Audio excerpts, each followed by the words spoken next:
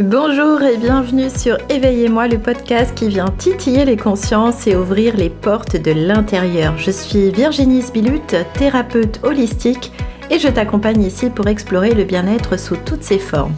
Mental, physique, émotionnel, développement personnel, alimentation, nutrition, bref, tout ce qui nourrit ton évolution. Ici, on plonge ensemble dans ces sujets pour t'aider à mieux te connaître et à avancer vers ta transformation intérieure qui te ressemble vraiment.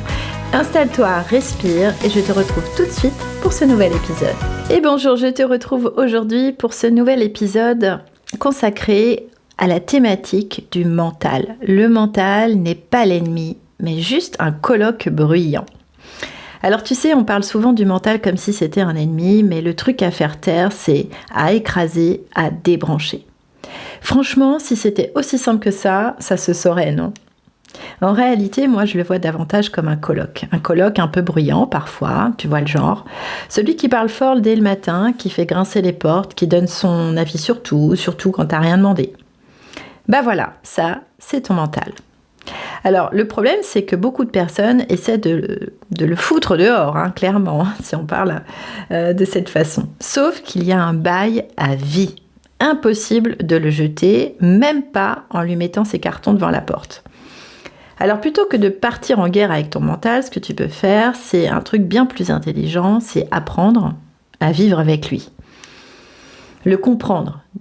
Et surtout, lui apprendre à la fermer au bon moment, si je puis me permettre. Tu vois, ton mental, il parle fort quand il a peur. Il se met à commenter tout et n'importe quoi quand il sent que tu ralentis, par exemple. Quand tu commences à sentir, à respirer. Quand tu descends un peu dans ton corps, tu vois, quand tu commences à te reconnecter aux sensations. Parce que ça, pour lui, eh bien, c'est suspect. Il n'a pas l'habitude. Attention, on n'est plus dans le contrôle, là.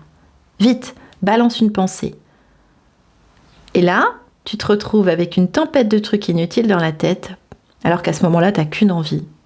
C'est te retrouver avec ton corps, te connecter à ton corps. Les questionnements, c'est « et si j'aurais peut-être pu faire comme ci, j'aurais peut-être pu faire comme ça, tu devrais faire ci, tu devrais faire ça. Franchement, tu t'en sors pas si mal, mais bon, il y a quand même ce truc. » Bref, ton mental, là, il mouline. Et le truc, c'est que ton mental, il n'est pas méchant. Il est juste mal éduqué. Il a appris à être la vedette du spectacle, à être celui qui gère tout le temps, en permanence. Mais toi, aujourd'hui, t'as plus envie de ça. T'as envie de paix intérieure, de silence, de présence, de ressenti. Et ça, c'est normal. Alors, comment on fait pour calmer un colloque bruyant ? Eh bien, tout simplement, on lui fixe des règles. Déjà, on lui parle. Oui, on lui parle. Tu peux carrément lui dire « Ok, j'ai compris. Tu as peur. Tu stresses. Tu fatigues. Mais là, je suis en train de respirer. Alors, arrête. Pose ton carnet 2 secondes. J'ai pas besoin de ma to-do list à ce moment-là. Et crois-moi, si tu essayes de fonctionner comme ça, de dire stop, de dire non à ton mental, ça marche. Parce que le mental, lui, il adore qu'on l'écoute, mais déteste qu'on l'ignore. Ensuite, il faut que tu lui donnes un rôle clair. Le mental, il est super pour organiser, planifier, structurer, stresser, avoir peur, etc. Mais pour te sentir vivre vraiment, décider avec justesse ce qui compte pour toi à ce moment-là, c'est pas son job. Ça, c'est ton corps, ton intuition, ton énergie qui s'en charge. Donc, ce que tu peux lui dire, c'est « Écoute, je te fais confiance pour les listes de courses, les to-do list, etc. Mais laisse-moi gérer ma vie intérieure. » D'accord ? Et petit à petit, ton mental va se calmer, il va ralentir.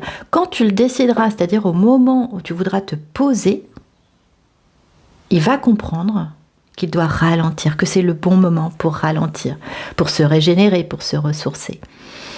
Il va comprendre qu'il n'a pas besoin d'être en alerte 24 heures sur 24, 7 jours sur 7. Parce que maintenant, tu reprends les commandes. par le biais de ton corps. Tu reviens dans toi, tu vois, dans ton essence.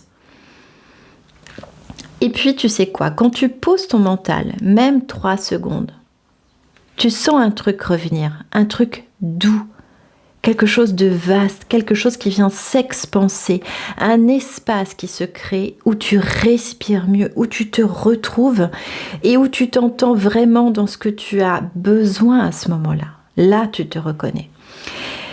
Et c'est pas que le mental, à ce moment-là, il disparaît. Parce que le mental, il disparaît jamais. C'est juste qu'il n'est plus aux commandes. Il prend sa petite chaise dans un coin du salon, il ouvre son carnet et il te laisse vivre. Alors, voilà le message du jour. Le mental n'est pas un ennemi, c'est juste un colloque bruyant. Et toi, tu es parfaitement capable de rétablir un peu de calme dans l'appartement. La prochaine fois que ça s'agite dans ta tête, ne pars pas en guerre contre ton mental. Parle-lui, recadre-le et mets une intention forte de ce que tu as besoin. Et ramène doucement ton attention dans ton corps, dans tes sensations, dans ta respiration, dans ce qui est vivant là maintenant, dans cet espace qui se crée. Et tu vas voir, la colocation, elle va devenir beaucoup plus agréable quand chacun retrouve sa place. Je te dis à très vite pour un nouvel épisode et surtout, prends soin de toi. Calme ton mental, parle-lui. À très vite.